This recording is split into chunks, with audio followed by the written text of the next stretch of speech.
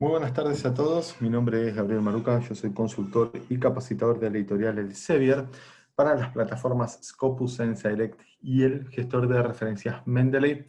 Hoy, gracias a una propuesta aceptada por Pedro Robles en la Biblioteca de la Universidad Católica del Norte, vamos a estar hablando de Scopus indexado. Y vamos a estar viendo de qué se trata esto de indexar en Scopus, cuáles serían los pasos a seguir para poder estar indexado y cuál sería el objetivo o los objetivos de estar indexado en Scopus y las ventajas. ¿Qué tal, Pedro? Buenas tardes, ¿cómo estás? Bienvenido, Gabriel. Muchas gracias por tu tiempo para dar esta charla y nos va a ser útil para todo lo que es nuestros procesos de publicación.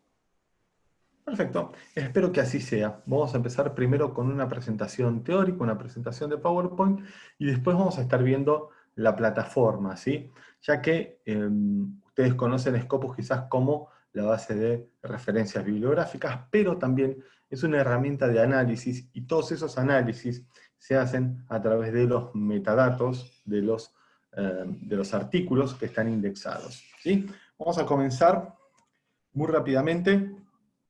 ¿Qué es Scopus? Ya sabemos, es una base de datos multidisciplinar de resúmenes y citas. Es multidisciplinar ya que no es específico de una sola área de investigación, ¿sí? Y por otro lado, también tiene indexadas más de 38.000 revistas. Y vamos a estar hablando de esta palabra, indexar, ¿sí? ¿Qué quiere decir? Porque cada vez que hablemos de Scopus, vamos a hablar de lo que está indexado. Indexado es todo aquello que está publicado y está ingresado en la base, ¿sí? Todo lo indexado está publicado, no todo lo publicado está indexado, ¿sí? Y en Scopus encontramos indexados más de 80 millones de documentos, ¿sí? Entonces, la base de datos indexados más grande que hay, y gracias a esa indexación es que nosotros podemos hacer los análisis de metadatos. ¿Cómo se compone Scopus? Desde el punto de vista de la producción, el 10% de lo que está en Scopus corresponde a producción de Elsevier, el 90% restante corresponde a más de 5.000 editoriales comerciales, como las que conocen, Springer, Wiley, Taylor, Sage, editoriales académicas, ¿sí? Por ejemplo, Cambridge, Oxford, editoriales institucionales, cualquiera puede indexar en Scopus porque es gratuito, ¿sí? No tiene ningún costo asociado indexar en Scopus, no hay que pagar absolutamente nada. Y uno de los resultados de ese análisis de datos indexados es SiteScore, que es el medidor de impacto de Elsevier. Todos conocemos quizás Scopus, desde Scopus, Snip y Simago. Snip y Simago son medidores de impacto que toman su información de Scopus. ¿Por qué? Porque es la base de datos indexados más grande que hay. Bueno, entonces en Elsevier decidieron desarrollar SiteScore. ¿Sí? SiteScore es el medidor de impacto de Elsevier. Es muy sencillo de ver, es muy sencillo de analizar. Es simplemente en la parte A, en el numerador, la cantidad de citas que una publicación y que una revista, no que un artículo, sino que una revista recibió en los últimos 4 años completos. Y debajo vamos a ver cuántos documentos esa revista, esa publicación indexó en el mismo periodo de tiempo. ¿Sí? Básicamente es un promedio. Todos los medidores de impacto tienen carácter cuantitativo, ¿sí? Es de cantidad, no es cualitativo, ¿sí? Es muy difícil mensurar, medir la calidad de algo, pero ¿qué pasa? Asumimos que porque algo tiene mucho impacto es de mejor calidad. A veces puede que sí, pero también tenemos que tener en cuenta que hay cada vez más áreas de investigación, más específicas, y que puede pasar que nos encontremos con revistas en cuarto cuartil, eso vamos a estar viéndolo también, en el cuarto cuartil, que pueden ser de muy buena calidad. 3 características de SiteScore es que es abarcativo, ¿sí? Todas las revistas que están en Scopus tienen SiteScore. No pasa eso con el Simago, por ejemplo. ¿Por qué? Porque Scopus tiene una base de 38.000 revistas, mientras que Simago, por ejemplo, tiene una base de 24.000. Hay 14.000 revistas, ¿sí? Que están en Scopus, pero que están fuera del índice de Simago. Es transparente, ya que yo voy a ver un índice, voy a ver un SiteScore, y voy a ver cómo se compone ese SiteScore. Yo voy a ver qué cantidad de citas y qué cantidad de artículos tiene esa revista, no así con Simago y con SNP, ya que son algoritmos muy complicados con muchas variables, entonces solamente voy a poder ver el resultado final. Y es actual ya que se actualiza mensualmente. Dijimos que es una poderosa herramienta de análisis, Scopus. ¿Y qué podemos analizar? Podemos analizar resultados, ¿sí? Nosotros vamos a hacer una búsqueda y vamos a obtener un resultado. Ese resultado es un número y podemos ver qué hay detrás de ese número. Si ese número es realmente alto, bajo, bueno, malo, nos sirve, no nos sirve. ¿Qué nos dice ese número? Los números nos hablan, nos dicen un montón y a través del análisis de resultados lo podemos ver. Vamos a analizar citas. ¿Sí? Yo soy investigador, empiezo a analizar mis citas y puedo ver quién me está citando, dónde, en qué revistas. ¿Sí? Entonces todo eso lo voy a poder analizar. ¿Y para qué me sirve? Bueno, sobre todo, por ejemplo, para armar programas de intercambio, programas de colaboración, ¿sí? Ya que ahora vamos a estar viendo qué se necesita para indexar en Scopus. Bueno, uno de los pasos, una de las variables que hay que cumplir es, por ejemplo, publicar con autores de otros países. ¿Sí? Entonces, eso también lo vamos a estar viendo. Vamos a analizar autores. ¿Quién es un referente? ¿Y por qué? ¿Sí? Hoy en día estamos expuestos a muchísimos medios de información, algunos confiables, otros no tanto. Tenemos también las redes sociales. Entonces, a la hora de considerar a un investigador, a una investigadora, un referente, ¿en qué nos basamos? En los seguidores que tiene en Twitter, en Facebook, que tiene su propio blog y postea solamente ahí. Bueno, vamos a estar viendo cómo es que Scopus nos puede dar información confiable, ¿sí? Que nos va a ayudar a respaldar nuestra decisión de determinar si un autor o autora es un referente. Y vamos a estar comparando publicaciones.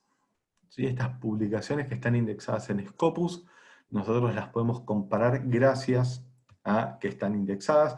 Vamos a ver también saltos en la indexación, ¿sí? Porque ahora, como vamos a ver, no es que uno esté indexado y quede indexado para siempre. Ahora vamos a ver bien el proceso. Vamos aquí analizando, por ejemplo, la producción científica de Chile, ¿sí?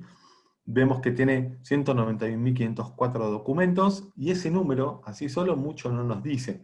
Pero este gráfico, al analizar los resultados, nos muestra, por ejemplo, que el dato más antiguo es de 1856, que en 2019 llegó al pico de indexación en Scopus, no el pico de producción, ¿sí? Sino el pico de documentos indexados en Scopus. Entonces, ¿qué pasa? Este gráfico nos va mostrando el avance de la producción científica de Chile en Scopus. Vamos a analizar, por ejemplo, por institución. ¿Sí? Vamos a estar viendo también la institución de la UCN. Y vamos a estar viendo, por ejemplo, en qué área se destaca más, quiénes son los referentes en cada área, en qué revistas publica. ¿Sí? Todo eso gracias a que hay revistas que fueron indexadas, que tienen sus metadatos y nos permite realizar todo este análisis. Todo este análisis es gracias a la cantidad de publicaciones que están indexadas. No es simplemente números tirados al azar, ¿sí? No son números inventados, sino que es todo producto del análisis bibliométrico, que se llama. ¿Venimos bien? ¿Se entiende todo?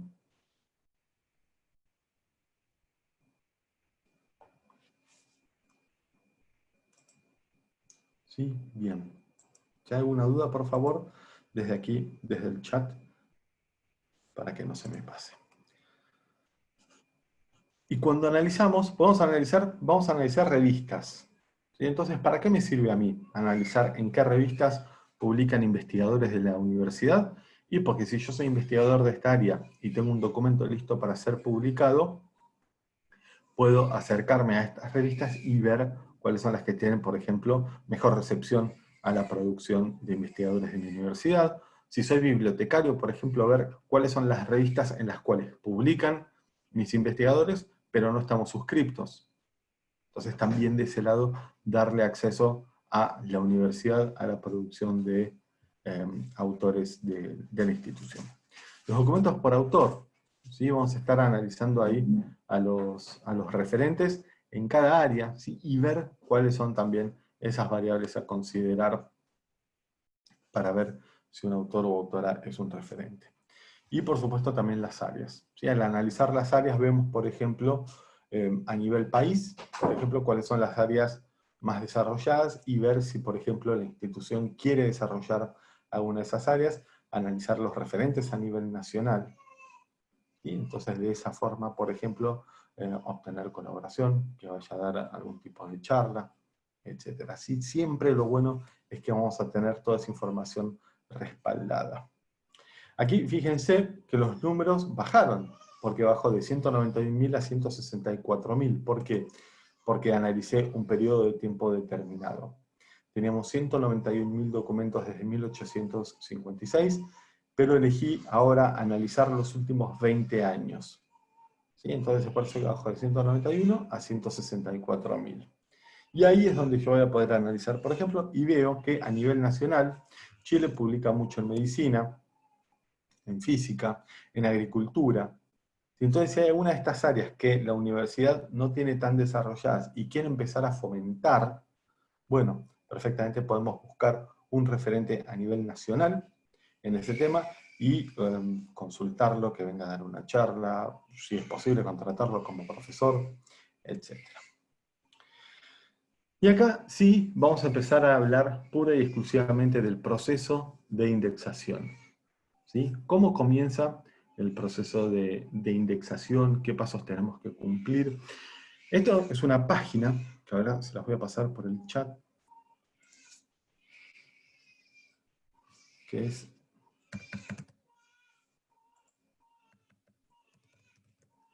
readyforscopus.com. ¿Sí? En esta página lo que vamos a encontrar es un checklist de pasos, ¿sí? Y de condiciones que tenemos que cumplir para poder ser considerados para indexación. Esta preevaluación, como dice ahí, en realidad es para saber dónde estamos parados. ¿Sí?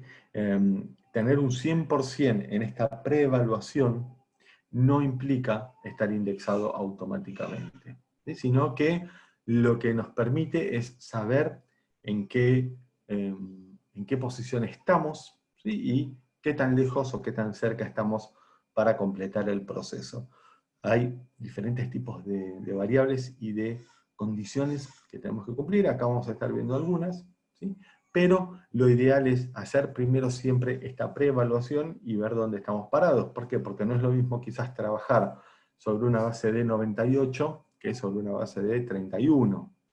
Y entonces en 98 yo tengo que estar puliendo algunos detalles. En una base de 31, bueno, estoy un poco más lejos, pero sé exactamente dónde estoy parado y siempre recomiendo hacer esto a conciencia. ¿Sí? Entonces, ante la duda de sí o no, vamos con el no. Y entonces de esa manera vamos a estar viendo cuánto nos falta para poder llegar al 100%. ¿Qué contiene Ready for Scopus? Son estas 29 preguntas para saber dónde estamos parados. ¿Sí? Son los puntos con los que hay que cumplir para poder ser considerados y después hay que seguir cumpliendo. Porque no es que la revista es solamente auditada a la hora de ser indexada. Ahora vamos a ver cómo es el camino a la indexación.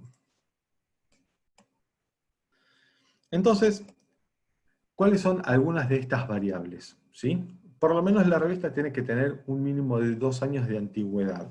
2 años de antigüedad siendo editada y publicada. No tiene que ser de manera digital, puede ser de manera gráfica. Tiene que tener un título único que la resalte, que la destaque. Yo siempre hablo del ejemplo de revista de psicología. ¿Sí? Revista de psicología no es un título, es una descripción. ¿Qué es esto? Es una revista de psicología. Llamémosla Psique, Freud, llamémosla como querramos, pero tiene que tener un título único que la distinga. Tiene que tener revisión por pares. ¿Sí? Tiene que tener comité. Siempre se recomienda que sea un comité mixto. ¿Sí? Y mixto quiere decir personas que están dentro de la institución y fuera. ¿Sí? Entonces, esta revisión por pares siempre también se recomienda que sea doble ciego. O sea, yo soy editor, no sé a quién estoy editando y la persona a la que estoy editando no sabe que yo le estoy editando, ¿sí? Entonces no hay ningún tipo de inconvenientes. Tiene que tener regularidad, no solo en el periodo de publicación, o sea que si sale cada 3 meses, que salga cada 3 meses o cada 6 meses, etcétera, sino también en la cantidad de documentos. Tiene que tener uso de software antipiratería para evitar el plagio, eso es bastante claro. Tiene que tener ISSN, ¿sí? Un código único de identificación. Una página propia en inglés, que puede ser la misma que tienen ahora, pero traducida, en donde, por ejemplo, la declaración de buenas prácticas, la declaración de principios, las instrucciones para los autores, todo eso tiene que estar en inglés. Igual todo esto está bien explicado en Ready for Scopus, ¿sí? Después lo vamos a estar viendo. Tiene que tener editores expertos en el área. Si es una revista de física, tiene que tener físicos. Si es una revista de química, tiene que tener químicos, ¿sí? Los documentos tienen que tener DOI, los artículos. El DOI, todos saben lo que es, ¿verdad?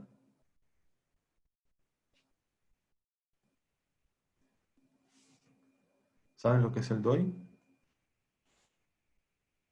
Sí, bien, perfecto. Excelente. Entonces los artículos tienen que tener su DOI. ¿Sí? Ese es uno de los... excelente, perfecto. Es una de las variables que hay que tener en cuenta. Como ya hemos dicho, cantidad de notas, ¿sí? No solamente que salga regularmente, sino que la cantidad de notas sea también regular. A ver, un número puede tener 13 notas y otro puede tener 12 o 14, pero no puede haber uno con 20 ni con 15. ¿Sí? Entonces, si tiene un número X, puede tener más o menos un artículo, pero no se puede extender mucho más de eso. Equipo editorial diverso, y ya con eso estaríamos bien. Entre otras cosas también los autores tienen que ser mixtos, ¿sí? No pueden ser solamente autores de la universidad. Pues por eso es importante el tema del análisis de las citas para ver, por ejemplo, posibilidades de colaboración con el exterior, etc. Vamos a ver cómo es el camino a la indexación, ¿sí? En principio tenemos la revista, que la vamos a mandar a auditar, la vamos a mandar a Scopus, ¿sí? Un equipo de, de análisis, ¿sí? Un equipo auditor la va a analizar desde la regularidad, la cantidad de notas, la calidad de las notas, etc. Si no pasa, lo tenemos que mandar de vuelta con las notas que ellos nos están mandando. Nunca van a recibir una respuesta definitiva por parte de Scopus, y por respuesta definitiva me refiero a, por ejemplo, un no. Nosotros mandamos hoy la revista para ser indexada, la vamos a recibir en un tiempo y nos van a decir, mira Gabriel, la revista en este momento no está en condiciones de ser indexada por esto, esto, esto y esto. ¿Sí? Entonces nos van a decir qué es lo que tenemos que mejorar. Hay que cambiarle el título, hay que cambiar, por ejemplo, no sé, vemos que no todos los documentos tienen DOI, etcétera, etcétera. Por otro lado, mantenemos la revista, la mandamos a auditar, si está todo bien, perfecto, ingresa a Scopus. ¿Sí? Nos van a decir a partir de cuándo va a estar indexada, y ahí vamos a festejar, pero vamos a festejar poco, ¿sí? Vamos a festejar 1 o 2 días, no más. ¿Por qué? Porque tenemos que empezar a trabajar para el año, ¿sí?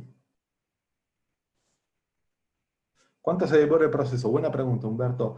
Depende de muchas cosas, ¿sí? Depende principalmente, por ejemplo, de la temática de la revista, ¿sí? Depende de cuántas notas tenga cada revista, depende de cuántos números tengan esos 2 años que se piden. ¿Por qué? Porque cuando mando a indexar la revista, no solamente mando el número, el último número, sino que mando los 2 años anteriores. ¿Sí? Entonces pensemos que el equipo editorial no solamente va a analizar el aspecto físico de la revista, aspecto físico me refiero a regularidad, cantidad de notas, estructura, sino también a que las notas no sean plagio, que las notas tengan datos concretos, que sean certeros, etcétera, etcétera. Entonces todo eso puede llevar un periodo de tiempo bastante importante. No te sabría decir por qué, porque dependiendo de la temática va a tardar más o menos. ¿Sí? Por ejemplo, hay muchas revistas de medicina esperando ser indexadas, pero por ahí una revista de historia económica se indexa más rápido. ¿Por qué? Y porque no hay muchas publicaciones de historia económica, entonces el área de auditoría de esa temática, bueno, tiene quizás menos carga laboral, entonces depende de muchas cosas. Pero si querés saber bien, en scopus.com, en la parte de ayuda, te pueden informar acerca de eso. Entonces habíamos dicho, estamos indexados, perfecto, ahí es donde comienza el trabajo arduo. ¿Sí? Las revistas son indexadas, auditadas todos los años. Entonces todos los años analizan las publicaciones. Entonces, termina el primer año, auditan la revista, ¿sí? Se fijan las variables y está todo bien. Perfecto. Entonces lo llaman a Pedro y le dicen, Pedro, te llamamos Scopus, está todo bien con la revista, perfecto, hablamos el año que viene. Por otro lado, si está todo mal, ahí lo que va a pasar es que lo van a llamar a Pedro, lo van a contactar, ¿sí? Le van a mandar un correo y decirle, mira Pedro, la revista en realidad necesita mejorar estas variables. Y te van a decir cuáles son las variables que tiene que mejorar. ¿Para qué? Para mejorarlas durante el año. ¿Sí? Entonces, supongamos, 2021 se indexa la revista, ¿sí? Enero de 2021. Diciembre de 2021 nos contactan y nos dicen, la revista viene perfecto, hablamos en diciembre del 2022. Listo, se acabó el tema. Por otro lado, indexamos la revista en enero de 2021. Diciembre de 2021 nos contactan, ¿sí? A mí y a Pedro, que somos los responsables. Y nos dicen, tienen que mejorar estas variables de la revista. Y nos va a decir, por ejemplo, tiene que mejorar la regularidad, porque bueno, nos dijeron que sale cada 3 meses, y una salió a los 4 y otra a los 6, o la cantidad de notas, o por ahí las colaboraciones con el exterior, porque vemos que hay muchos documentos que son firmados por profesores, por ejemplo, de la universidad. Entonces, cada una de las variables que tenemos que mejorar va a estar detallada. Una vez que tenemos esa nota, ahí tenemos un año para poder mejorar esas variables. Y después, bueno, el rulo comienza de vuelta. Pero, ¿para qué me sirve indexar en Scopus? ¿Cuáles son las ventajas de poder indexar en Scopus? Porque voy a pasar por todo esto. Primero, para tener visibilidad. Vivimos en una era digital, vivimos en una era en la que el medio gráfico no es que va desapareciendo, sino que es una alternativa más. No es más la única alternativa. ¿Sí? Quienes tenemos quizás un poco más de años, recibíamos quizás la revista de National Geographic, ¿sí? Y ahora es hasta difícil encontrarla. La vemos en alguna biblioteca y parece una pieza de museo. Entonces lo mismo pasa con las revistas, ¿sí? Antes las revistas se editaban gráficamente y había que enviarlas físicamente a las universidades o a las bibliotecas para que formen parte de la colección. Bueno, hoy en día esa práctica ya cayó en desuso, ¿sí? Puede seguir siendo una práctica por cortesía, por protocolo, pero para tener visibilidad tenemos que estar indexados en las plataformas, ya sea Scopus o cualquier otra. No, Carlos, no tiene ningún costo. Indexar en Scopus no tiene ningún costo, lo aclaramos al principio. ¿Sí? No es que hay que estar pagando una mensualidad, absolutamente nada. ¿Sí? Esto es totalmente gratis. Para poder hacer análisis de citas. ¿Sí? Ok, estoy indexado en Scopus, tengo visibilidad, ¿y eso para qué me sirve? Y porque puedo empezar a ver, por ejemplo, a quién le interesa lo que publico. Porque puedo asumir, por ejemplo, publicando en Chile, que, bueno, le interesa a los países de la región. Pero veo que hay ciertos artículos firmados por ciertos profesionales que son indexados del otro lado del Atlántico, ¿sí? En Europa, en España, Francia, Alemania. Bueno, yo ahí lo que puedo hacer es contactar a las personas que lo citan, ¿sí? Contactar a las universidades y poder empezar a armar programas de protocolo, de intercambios de profesionales y de investigadores.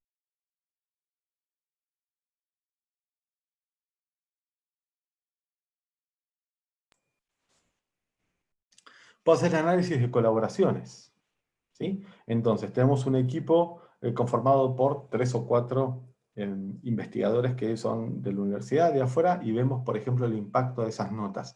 Son las notas más citadas, bueno, les vamos a pedir más material, o los vamos a estar invitando para que den charlas, para que den clínicas, etcétera, etcétera. Entonces, eso también se puede ir analizando. Programas de intercambio, como ya habíamos dicho, enviar investigadores a otros países o que vengan investigadores a ver cómo trabajamos. Bases más sólidas. ¿Bases más sólidas para qué? Para generar, por ejemplo, contactos. Para, por ejemplo, pedir presupuesto. ¿Por qué? Y porque supongamos que Pedro y yo estamos a cargo de esta revista, que tiene un presupuesto X, ¿sí?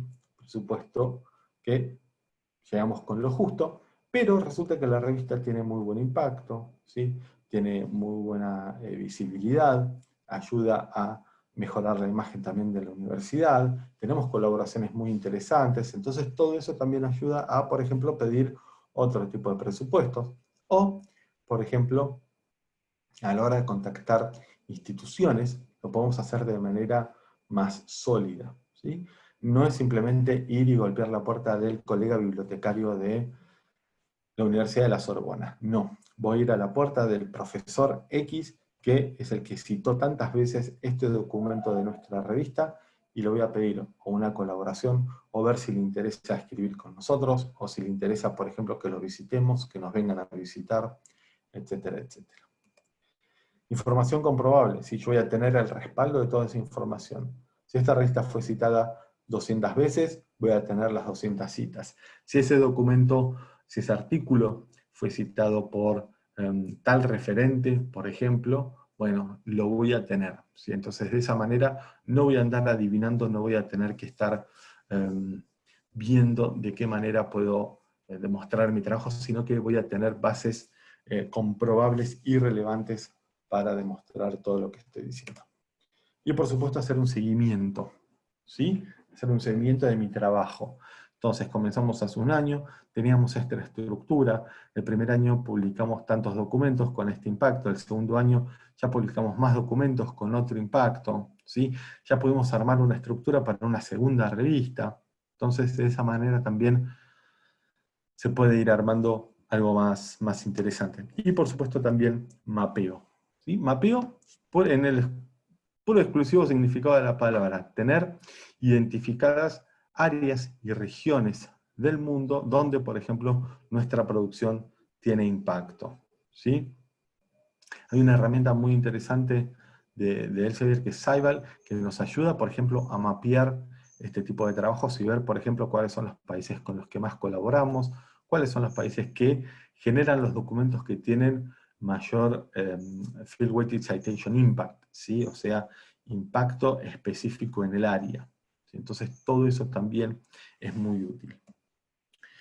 Como siempre, los invitamos a Instagram, ¿sí? En @laselsevier. Ahí van a encontrar también información acerca de Science Direct, de Mendeley y por supuesto también de Scopus. Son tutoriales muy cortitos en caso de que les quede alguna duda de algo. Y ahí tienen mi correo en caso de tener alguna duda o cuestión. ¿Quedó todo claro? ¿Se entendió?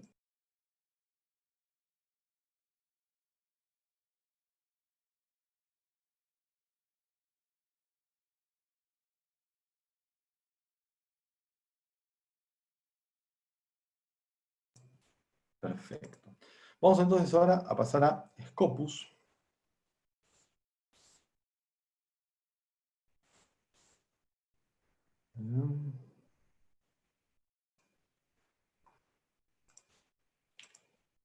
Y vamos a ver Scopus y vamos a ver Ready for Scopus.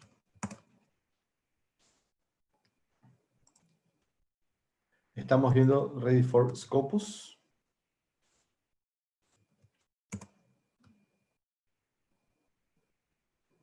¿Sí?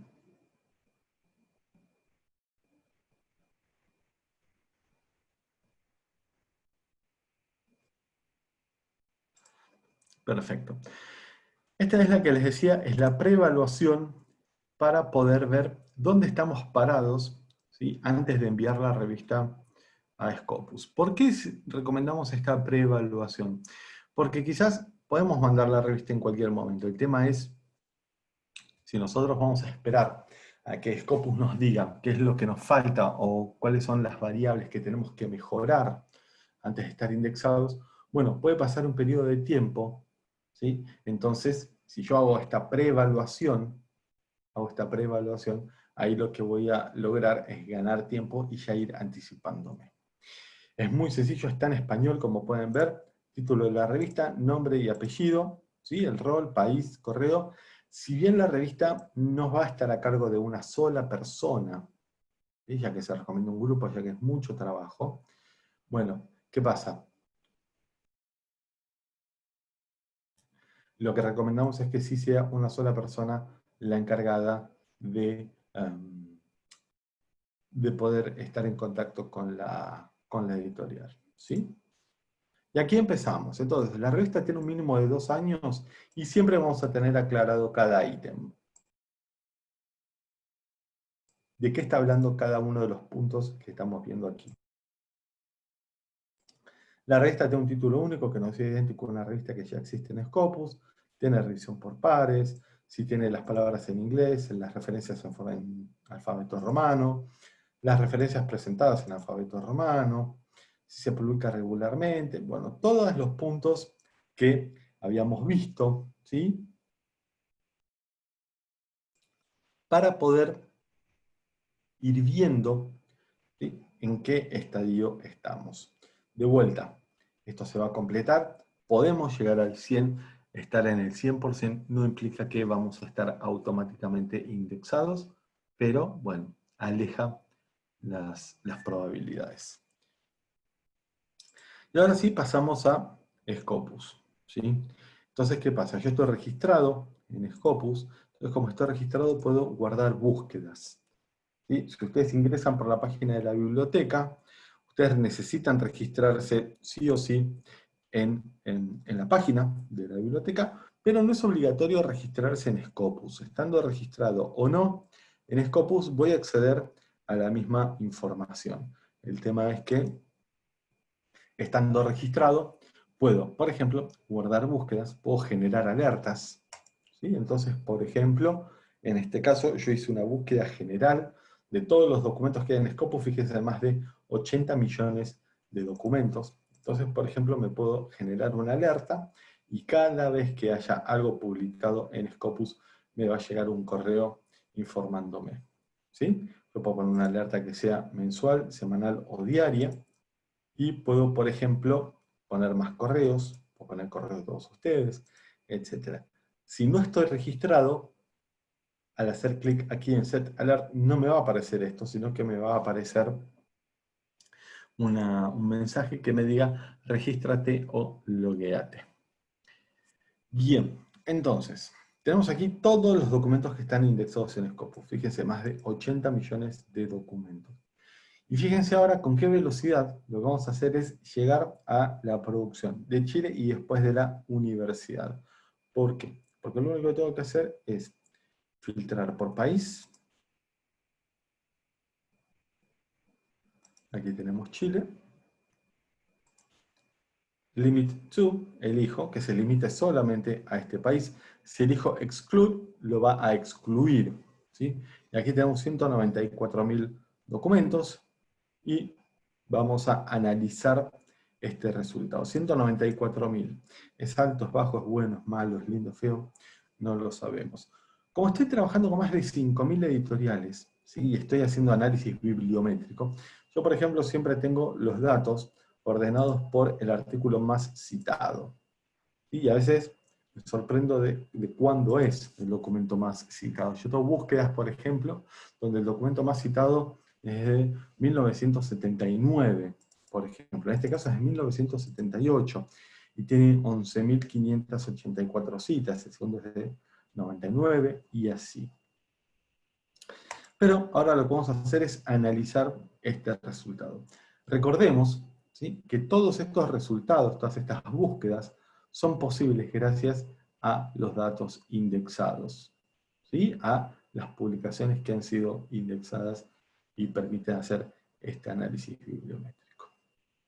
Entonces vemos, como habíamos visto en la presentación, desde 1856, y vamos a analizar por institución. Puedo analizar la UC, pero vamos aquí, a la Universidad Católica del Norte.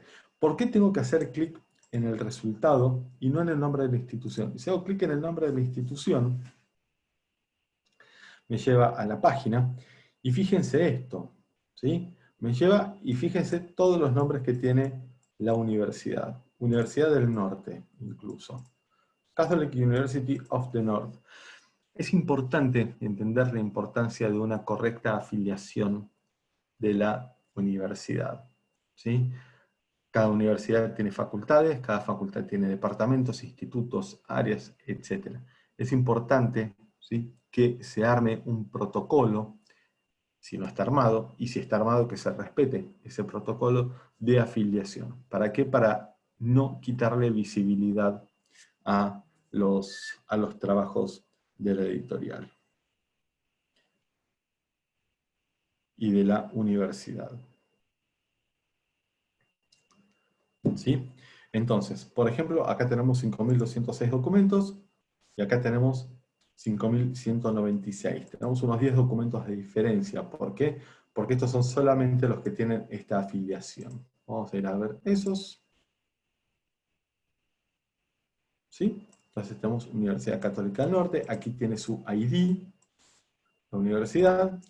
Vemos que tiene 1.840 documentos en formato Open Access. Y vamos a analizar estos resultados.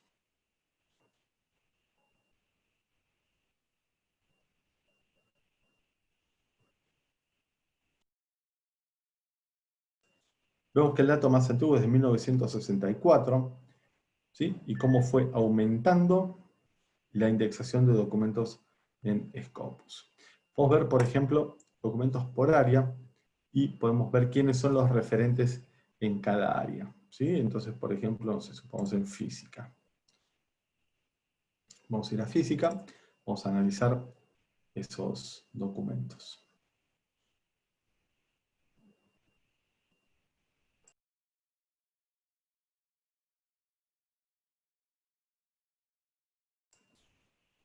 Fíjense cómo se fue dando la producción en física, y siempre nos va a ir mostrando el camino que seguimos. ¿Quién es el referente? Bueno, lo tenemos a Chini. Rolf Chini. No sé si lo conocen. Muy probablemente sea un investigador extranjero. ¿Sí? Fíjense, es alemán. Bueno, ¿qué pasa? Tiene muchos trabajos en colaboración con la universidad. Esto es lo que les decía acerca de la importancia del mapeo y del seguimiento, ¿sí? A veces pasa esto, pasa que el principal referente en un área es alguien externo a la universidad. ¿Cómo puede ser eso? Porque, en este caso, Rolf Chini trabajó mucho en colaboración con otros autores de la institución. Y eso lo podemos ver aquí, en coautores. ¿Sí? Entonces vemos, por ejemplo, no sé, vamos a ir buscando por ahí Francisco Pozo Núñez.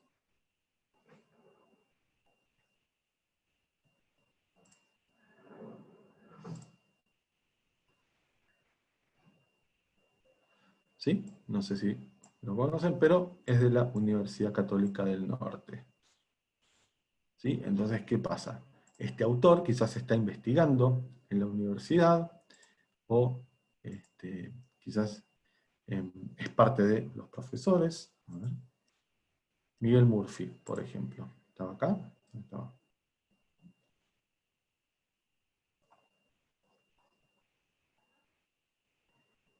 Acá, Miguel Murphy. ¿Quién dijo eso? Pedro. Excelente. Entonces tenemos el caso de, por ejemplo, Miguel Murphy, ¿sí? Y podemos analizar su producción, podemos analizar también, ver dónde trabaja. Vemos que trabaja en la Universidad Católica, ¿sí? Ver sus documentos, ver también con quién trabajó, etc. Es el segundo, Kurilev. A ver. Kurilev. Vamos a ir con Kurilev. Aquí lo teníamos abierto. Bien, y aquí lo tenemos, ¿sí? El otro día surgió la pregunta de la afiliación del investigador. Aquí, en este signo, tenemos la respuesta. La información de la afiliación está basada en su publicación más reciente. ¿Qué pasa? Hay investigadores, por ejemplo, bueno, en este caso, Kurilev trabajó en la Católica, pero también en la Universidad Van Pretoria, en el Centro Brasilero de Investigaciones Físicas, en la PUC. Pero, ¿qué pasa? Su investigación más reciente, su trabajo publicado más reciente, pertenece o corresponde a la afiliación de la UCN. ¿Sí? Entonces es por eso que le aparece esto.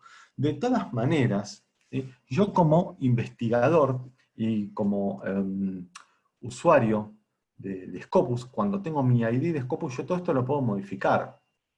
¿Sí? Entonces, ¿qué pasa? Yo puedo poner la afiliación que quiera. ¿Sí? Puedo poner la Católica del Norte, puedo poner CONICET en Argentina, puedo poner cualquiera con las que haya trabajado, por supuesto. ¿Sí? Esto, en este caso, Scopus pone la información de la afiliación más reciente. Vamos a analizar a Kurilev. ¿Sí? Es el segundo. Fíjense la diferencia con Chini. Estamos hablando de poco más de la mitad, poco menos de la mitad de los trabajos. Sin embargo, lo que podemos analizar son otros aspectos. No solamente los documentos, sino las citas y su H-index. ¿Sí? H-index, para quienes no lo conocen, es el medidor de impacto del autor. ¿Sí? Vamos a ver ahora Sitescore, es el medidor de impacto de la publicación. Bueno, el H-index es el medidor de impacto del autor. Características del H-index: no baja y está relacionado a la cantidad de documentos que tengo indexados en Scopus. Entonces, si yo tengo 10 documentos indexados en Scopus, puedo aspirar como mucho a un H-index de 10. Si tengo 100, 100, y así sucesivamente. ¿El tema cuál es? Muy difícilmente nosotros siempre veamos a un autor que tiene una cantidad importante de documentos llegar a ese H-index. ¿Por qué? Porque como vemos, fíjense, tiene 314 citas, Kurilev, y sin embargo, le falta para llegar a su H-index de 56. ¿Sí? ¿Por qué? Porque lo que nos muestra este gráfico es, entre comillas, cómo se reparten esas citas. Y es importante entender este concepto, ¿por qué? Porque podemos encontrar un autor que tenga 500 documentos indexados, que tenga 25.000 citas, ¿sí? Y pensar que es un referente, y después vemos que tiene un H-index de 4. ¿Por qué? Porque solamente 4 de sus 500 trabajos recibieron citas. Ojo, recibieron muchas citas, pero solamente 4 trabajos. ¿Sí? Entonces tiene 496 trabajos que a nadie le interesan. ¿Sí? Entonces, ¿cómo llegamos a H-index de 10? Pues yo ordeno estos documentos por cantidad de citas que recibieron en publicaciones indexadas en Scopus, y veo cuál es el documento que tiene la misma cantidad de citas o más que su posición en la lista. ¿Sí? Entonces, por ejemplo, cuando este documento o cualquiera de estos tres, reciban 2 o más citas en publicaciones indexadas en Scopus, este autor va a tener H-index de 11. ¿Sí? Y así. Entonces, ¿qué quieren los autores? Siempre que los documentos que están aquí abajo, debajo del que marca su H-index, reciban más citas. Porque si estos documentos que están aquí arriba empiezan a recibir más citas, solamente le van a servir para el conteo de citas. ¿Sí? ¿Se entendió?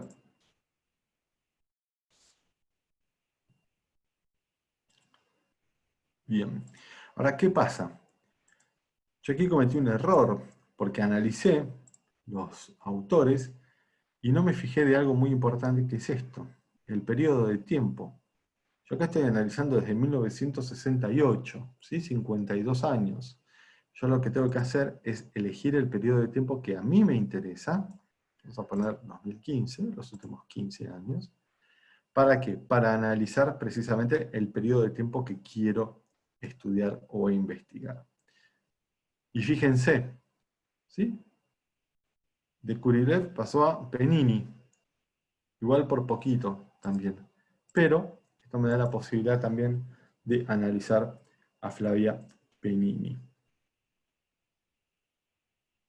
Es de la Universidad de La Pampa, en Santa Rosa, en La Pampa, Argentina, ¿sí? Provincia de La Pampa. ¿Qué pasa? Bueno, muy probablemente Flavia haya trabajado con muchos autores de aquí, bueno, por ejemplo, Sergio Kurilev. ¿Sí? Entonces, ¿qué pasa? Eso la pone como referente o como investigadora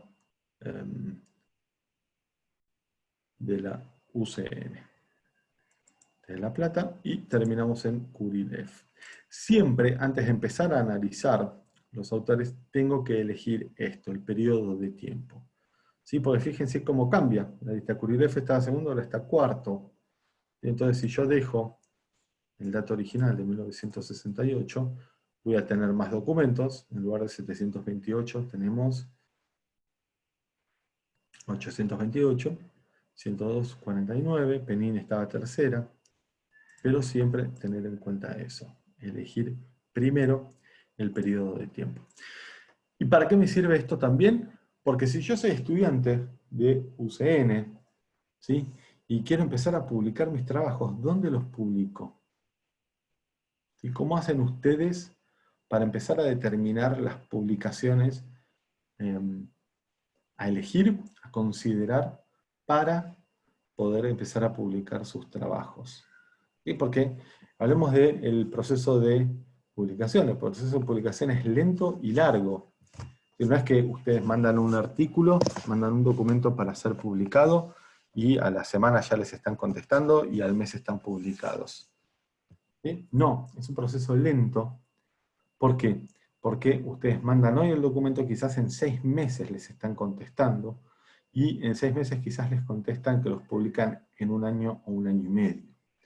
¿Sí? Entonces estamos hablando de un proceso muy largo, muy lento, ¿sí? En el cual es muy importante elegir bien la publicación.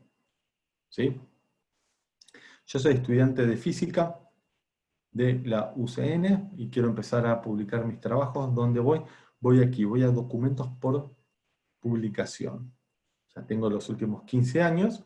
Entonces, este dato, ¿sí? Esta lista, me responde la pregunta: ¿cuáles son las revistas que indexaron y publicaron en Scopus artículos de investigadores de física de la Universidad Católica del Norte en los últimos 15 años?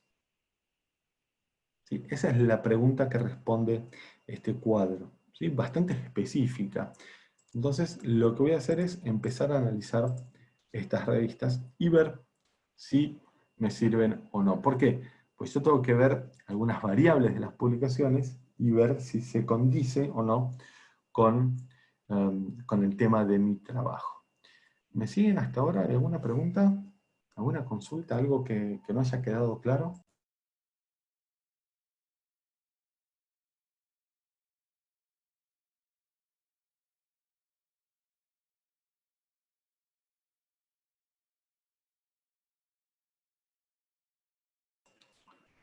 Bien, continuamos entonces. Entonces hablo de las 3 primeras. ¿Por qué? Porque son las que más artículos indexaron, nada más. Después voy a seguir analizando las demás. Entonces voy primero a Astronomy y Astrophysics, Monthly Notices of the Royal Astronomical Society y Astrophysical Journal. Y así como cuando analizamos los referentes, cuando analizo las publicaciones también me tengo que fijar en algunas cosas. ¿Sí? Lo primero que me voy a fijar es esto, los años de cobertura de Scopus. ¿Por qué? Porque dijimos que todo lo indexado está publicado, no todo lo publicado está indexado. ¿Sí? Entonces, como vimos, las revistas pueden estar indexadas o no todo el tiempo. ¿Sí? Entonces, lo que me tengo que fijar primero es qué revista no tiene saltos en su indexación recientemente. Entonces vemos Astronomy y Astrophysics. Vemos que estuvo indexada en el 82, no en el 83, sí en el 84, no en el 85, pero del 86, 87 y 88, no en el 89, pero del 90 al presente. Scopus comenzó en 2003. ¿Sí? Todo lo anterior a 2003 es súper interesante, pero... Vamos a una consulta. Sí, por supuesto. Vamos a analizarlo. Perfecto. Sí, sí, sí, cómo no. ¿Qué pasa? Scopus comenzó en 2003, ¿sí? Todo lo anterior a 2003 es súper interesante, pero mucho no me interesa. O sea, ¿por qué? Porque todo lo anterior a 2003, bueno, puede cumplir o no con las variables, ¿sí? Que necesita o que tiene que cumplir una revista para estar en Scopus, ¿sí? Entonces, esta revista, si bien está indexada desde 1990 al presente, es muy bueno, es muy válido, pero estos saltos en los 80 a mí mucho no me pesan. ¿Por qué? Porque los últimos 10, 12, 15 años estuvo indexada sin problemas. Entonces, esta revista, ¿sí? Me estaría asegurando, muy entre comillas y con mucho cuidado, por supuesto, pero me estaría asegurando estar indexado. Vamos a Monthly Notices of Royal Astronomical Society, es de Oxford, y también del 86 al presente, perfecto, y Astrophysical Journal del 84 al presente. ¿Sí? Entonces, lo primero que me fijo, los años de indexación en Scopus, que los últimos 10 años no hayan tenido sobresaltos. ¿Por qué? Y porque si tuvo sobresaltos me arriesgo a estar publicado, pero no a estar indexado. Yo quiero estar indexado. Lo otro que voy a ver es esto, SiteScore. Entonces estas revistas son de SiteScore alto. SiteScore, como bien dedujimos, es un promedio. ¿Sí? Vemos acá que es de 9.5, acá vemos 9.5, y 9.5 sale de dividir 65.160 dividido 6.854, 65.160, y lo dimos por 6.854.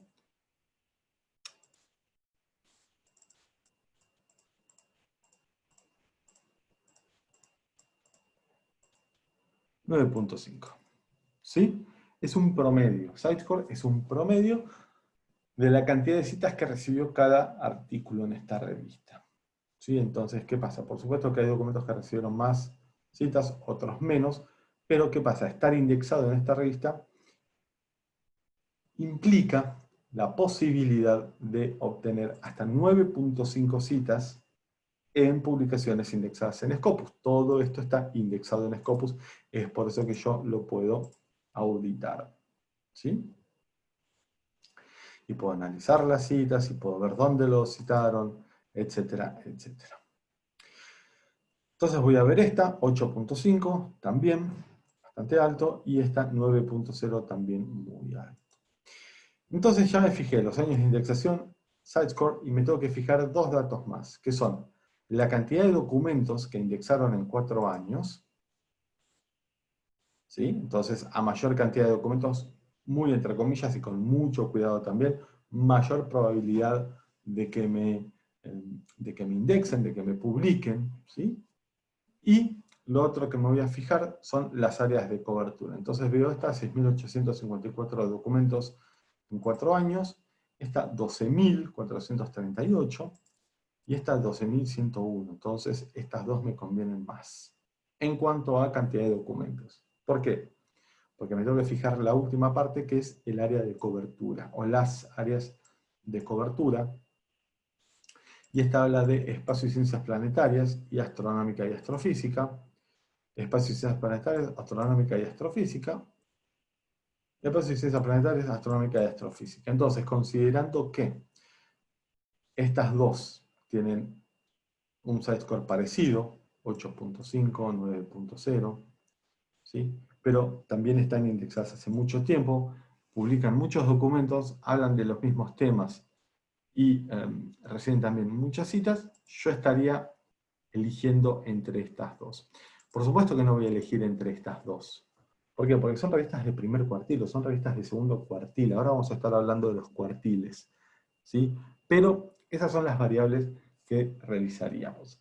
Vamos a ir a Sources, vamos a revisar, vamos a analizar la revista Estudios Atacameños. Estudios Atacameños, por ejemplo, es un buen título y es un título particular. Entonces voy a ir a Sources, voy a elegir título, voy a elegir Estudios Atacameños. Vamos a ver las publicaciones.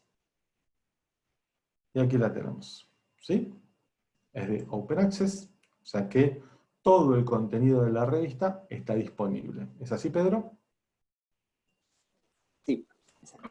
Bien, entonces, yo, por ejemplo, no necesitaría suscribirme a esta revista. Bueno, primero, ¿qué vemos? Muy buen índice de indexación, ¿sí? Desde 2007 al presente de manera ininterrumpida, estamos hablando de 13 años. Hay que mantener una revista 13 años de manera ininterrumpida, ¿sí? Entonces, esto habla muy bien del equipo editorial. Aquí vemos, por ejemplo, también las áreas de cobertura. Habla de artes y humanidades, ciencias sociales, antropología, estudios culturales. Y acá vemos el tema del impacto, ¿sí? Vamos a ver, 0.9. ¿Por qué? Publicó 121 documentos y recibió 104 citas. ¿Qué quiere decir esto? Quiere decir que, por ejemplo, es una revista que toca temas por ahí muy específicos, ¿sí? Entonces tiene un nicho muy pequeño. Si estudios atacameños, ya estamos hablando quizás de culturas o de un tema muy específico. No está hablando de la calidad de la revista bajo ningún punto de vista, pero está hablando de esto que les mencionaba acerca de revistas que están en un cuarto cuartil, pero son de muy buena calidad, ¿sí? ¿Qué demuestra calidad, por ejemplo? Esto, estar indexado de manera ininterrumpida durante tanto tiempo. ¿Por qué? Porque esta revista fue auditada todos los años, fue auditada siempre y siempre pasó esos controles, ¿sí? El hecho de haber publicado relativamente pocos documentos, 121 documentos en 4 años, estamos hablando de 30 documentos por año, ¿sí? Estamos hablando de menos de 3 documentos por mes. ¿Sí? Entonces es una producción muy específica, para un nicho muy específico, asumo, Pedro, por favor, corregime, ¿sí? Y sin embargo recibe su cantidad de citas, ¿sí? Entonces vamos a encontrar, por ejemplo, revistas muy buenas que tienen estos mismos indicadores, que tienen quizás pocos documentos y reciben pocas citas porque el nicho es muy específico, ¿sí? No está hablando de la calidad, este aspecto, ¿sí? Pero sí está hablando de, bueno, del impacto que tiene la revista. Pedro, te escucho si tienes algún comentario. No, tienes razón, la revista Estudios de Tamaño tiene un área muy específica de tratamiento. Bueno, ahí están los editores acá participando, te pueden indicar mejor la cobertura temática, pero sí es bien específica y bueno, como tú dices, ha estado publicado por mucho tiempo, indexada por lo menos en Scopus bastante tiempo. Bien, ahora, ¿qué pasa? ¿Por qué es importante tener este tipo de publicaciones indexadas en Scopus? Porque le brindan amplitud a la plataforma, ¿sí? Hay otras plataformas que solo hablan de medicina, solo hablan de ingeniería, solo hablan de química, ¿sí? En Scopus se encuentran todo tipo de disciplinas. Y está bueno que este tipo de publicaciones, y es valioso que este tipo de publicaciones estén indexadas en Scopus, ¿sí? Y sobre todo de manera tan regular. ¿Por qué? Porque esto también nosotros nos da posibilidad de analizar documentos retrospectivos. Yo me puedo ir hasta 2007, ¿sí? Parece poquito, pero estamos hablando de 13 años hacia atrás. Entonces, imagínense por ahí agarrar un documento de hace 10 años, ¿sí? Un documento social, y hacer un reanálisis, por ejemplo, de esa situación, ¿sí? O poder enriquecer ese documento también parándose en la hipótesis de un artículo de hace 10 años, por ejemplo. Pero está bueno este documento, esta revista. Sí, está bueno que esto esté indexado y que esté indexado de manera regular.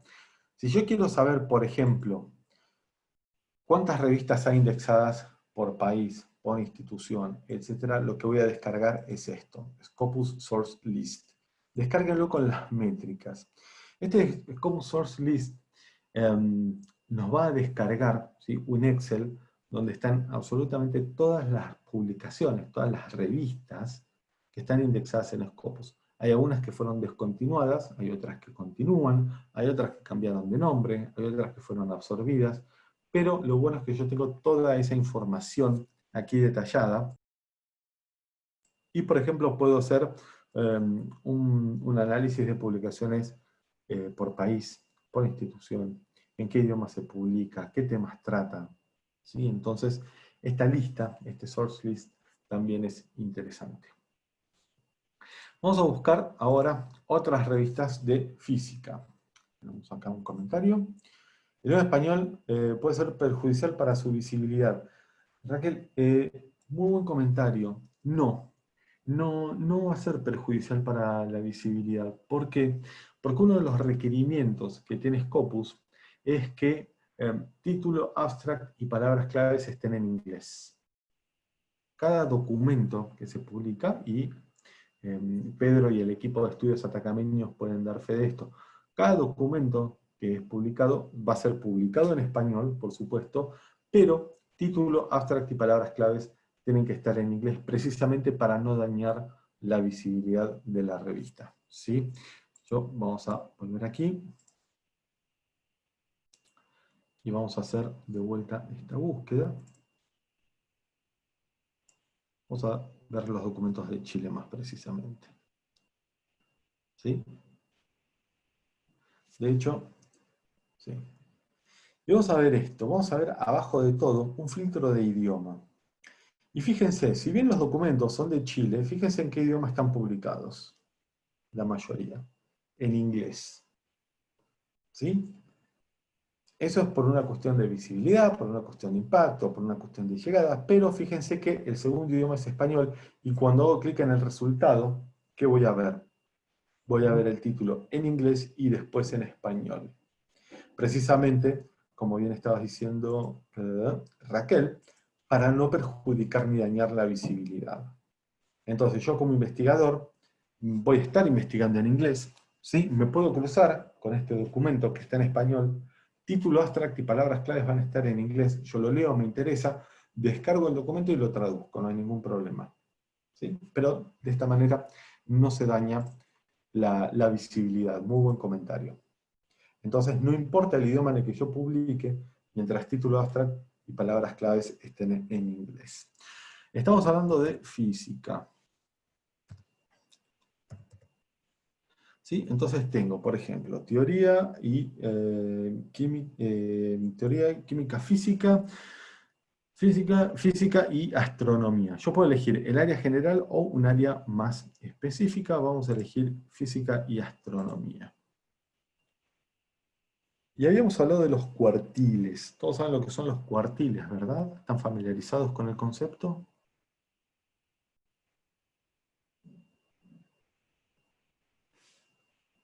¿Sí? ¿No? Esto es para ustedes, es para aprender. Así que...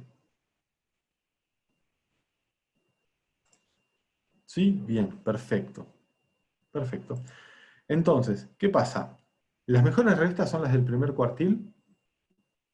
¿Sí o no? ¿Qué opinan ustedes? Veníamos hablando de este tema. Dijimos, las mejores revistas son las de primer cuartil, las de mejor calidad. Alejandra dice que sí. Bien. ¿Alguien que opine distinto? ¿Están todos de acuerdo? Javier, siendo muy cortés, dice no necesariamente. Bien. ¿Por qué? Porque los cuartiles no miden calidad, miden impacto. ¿Sí? No sé, por ejemplo, una película que vendió 500 millones de entradas, ¿es la mejor película? No, es la más vista. ¿Sí? Puede ser muy buena, pero por ahí no es la mejor. ¿Sí? Es la más vista, es la que más recaudó, es la que más tiempo estuvo en cartel, etcétera, etcétera, pero eso no implica que sea la mejor. Lo mismo pasa con los cuartiles. Las revistas que están en los cuartiles 1 y 2 son las de mayor impacto, ¿sí? Pero mide eso, mide impacto, no mide calidad. ¿Sí? Por supuesto que queremos estar en revistas de alto impacto.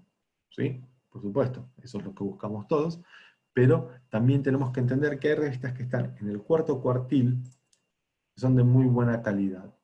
Entonces vamos a buscar revistas de cuarto cuartil, ¿por qué? Porque es mi primer documento. ¿Sí? Yo soy investigador de la UCN, tengo mi primer documento de física para publicar. Hablé con Pedro, me dijo, metete en Scopus, fíjate, así, me metí y veo estas revistas. Entonces, por ejemplo, veo que el SciScore empieza en 0.9. Yo puedo elegir, por ejemplo, acá, ver las revistas con mayor cantidad de citas, o las que publicaron mayor cantidad de documentos, ¿sí? O la que tenga el site score más alto en este cuartil, ¿sí? Entonces, por ejemplo, tengo estas tres.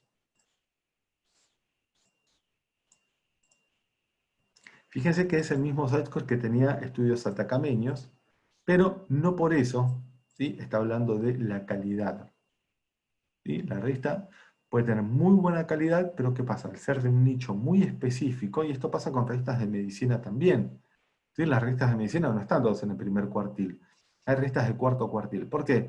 Y porque, ustedes lo saben mejor que yo, cada vez hay más áreas de investigación, ¿sí? Hasta hace un par de décadas era historia, medicina, física, química, matemática, y paremos de contar, ¿sí? Eran las facultades que había. Ahora tenemos facultad de Derecho, facultad de Sociología, facultad de Psicología, tenemos facultad de Odontología, facultad de Medicina. Se van abriendo nuevas ramas, se van abriendo nuevas ramas de investigación, ¿sí? Que también van expandiendo las áreas. Entonces, ¿qué pasa? Al ser áreas cada vez más específicas, al tener un nicho cada vez más específico, yo no puedo pretender popularidad, ¿sí? Sin mantener la calidad. Entonces, abrimos estas cuatro.